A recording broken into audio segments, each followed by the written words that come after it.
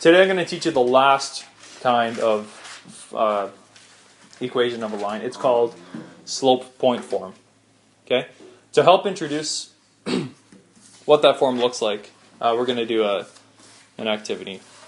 Okay? Time for fun time. Another one of those jokes that sounded funny in my head when I was writing it. Anyways, what we're going to do is we're going to plot those 3 points, A, B, and C, onto a grid, draw a line through it, and then create the equation for that line 3 different ways. Okay?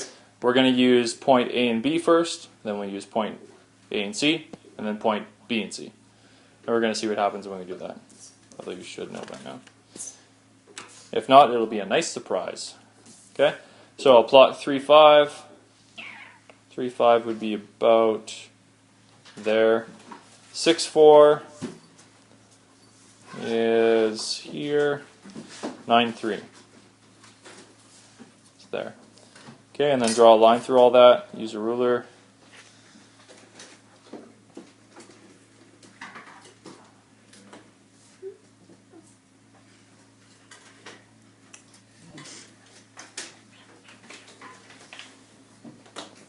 Or your best attempt at a stylus straight line.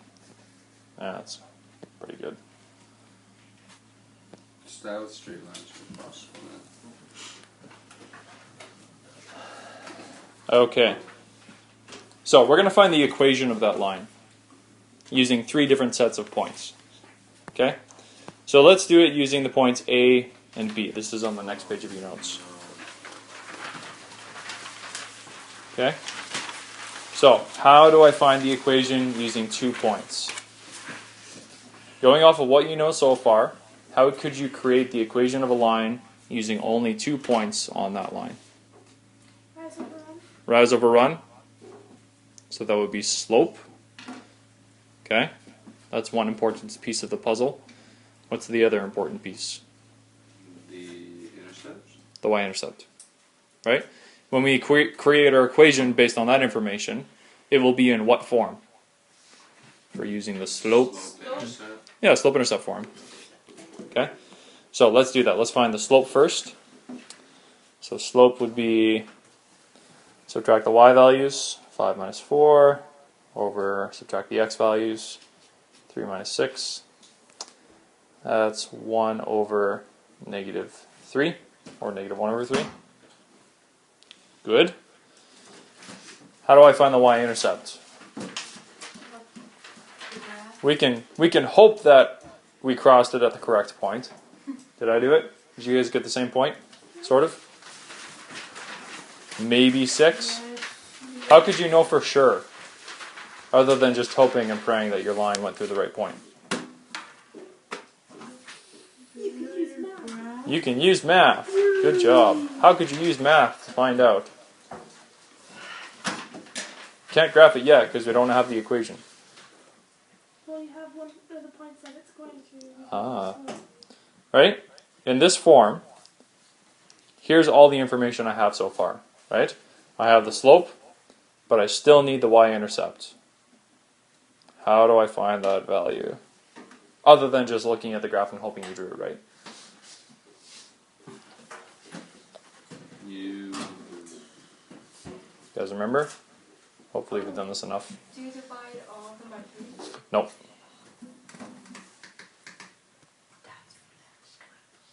Something special that you can do with these points, because you know they're on the line. Substitute them. You can put them in. Okay? So you can choose either point, let's use A, and put it in for x and y, it doesn't matter. So 5 equals negative 1 over 3 times 3 plus b. Right? So a third of 3, or 3 divided by 3, that's just 1. And the negative makes it negative 1. Bring the 1 over. Look at that! Our drawing was pretty good. 6. Okay? But I just want to point out again, because you guys had a brain lapse. If you're looking for one missing component from your line, and you know there's a point on the line, use that point. Substitute it into your equation, and then solve for that unknown piece of the puzzle. That's a very important skill. Can you remember that? Yes, Mr. Greenlaw. Okay. No. You guys understand what I'm saying, though? Like, seriously, that's a really useful skill. Okay? If you know a point is on the line, put it into your equation, solve for your unknown. Okay? Good. So our equation here would be y equals negative 1 over 3x plus 6. Nice. So why is it 6? Because that's what we got for b. Oh, isn't it 5? It was 5 equals negative 1 plus b, but when you solve for b, you bring the negative 1 over. Makes sense. So we're going to do it for another pair of points. Okay? So what do you get? Notice we're using 3, 5, and 9, 3 this time. 2 different points. But are all those points still on the same line? Yeah, Yeah.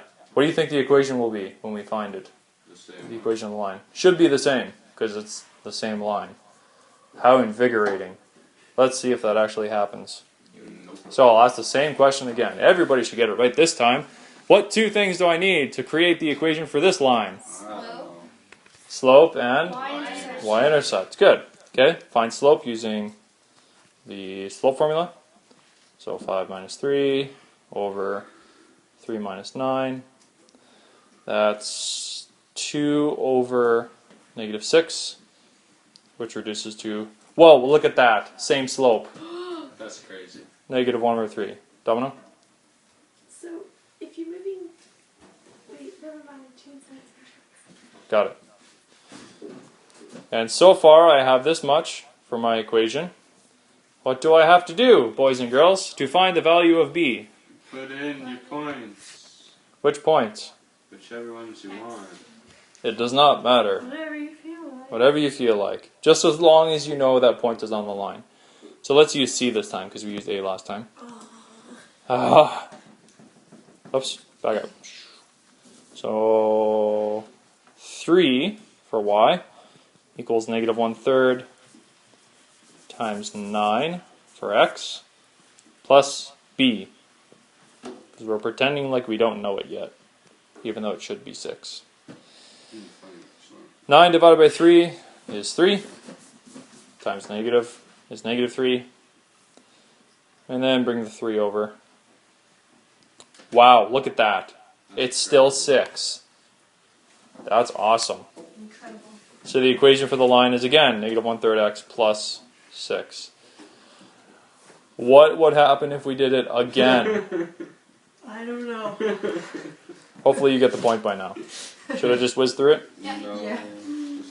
Just 4 minus 3, 6 minus 9. This is negative 1 over 3. Put that into this form. And I'm going to use b this time, because I used the other guys. Just to show you, it doesn't matter which point you use as long as you know it's on the line.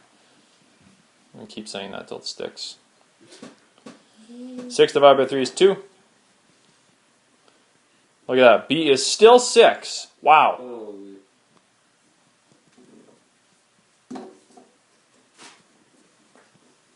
So you get the idea? Yeah. It doesn't matter which 2 points you use. You always get the same slope. You always get the same y-intercept. Point made? Okay. What very famous or infamous formula did we use every single time?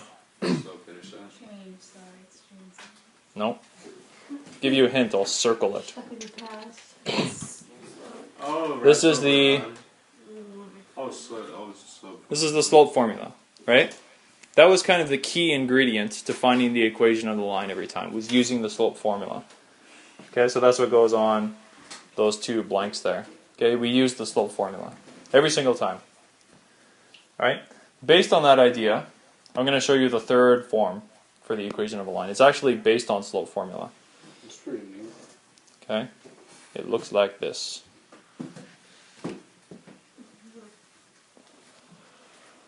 Ooh. Okay? We already know. No, sorry. Did I say it looks like this? No, that's not it. That's just the slope formula. I'm going to show you how we use that to get to The other one. the actual This is equation. Okay? So what we're going to do is we're going to solve for this expression right here. And that may seem a little trivial at first, but I'll do some quick algebra magic, and then I'll explain how that helps us arrive at the slope point form for the equation of a line. So to solve for that expression, we're going to just put m over 1 and do a quick cross multiplication. So we're going to multiply 1 by y2 minus y1. That's just the same thing, y2 minus y1, because if you multiply by 1, it doesn't change it. And then this m is going to be multiplied by x2 minus x1. Okay, so on the other side you get m times x2 minus x1. From here, what we do is we take the subscript, this little 2 here, off of the y and off of the x here, and then we leave the 1's on here and here. And what we have here is an equation that has an independent variable x, a dependent variable y, the slope, and then placeholders or spots to put in the coordinates for a point on a line, x1 and y1. So this form right here is called slope point form, and its main use is for creating equations that creating equations of lines where you know the slope and you know a point on that line. Okay, so it's kind of a quick and easy way of creating the equation of a line, so that you can get it into your calculator quickly and convert it into other forms and do a bunch of things, which you'll see in future videos here.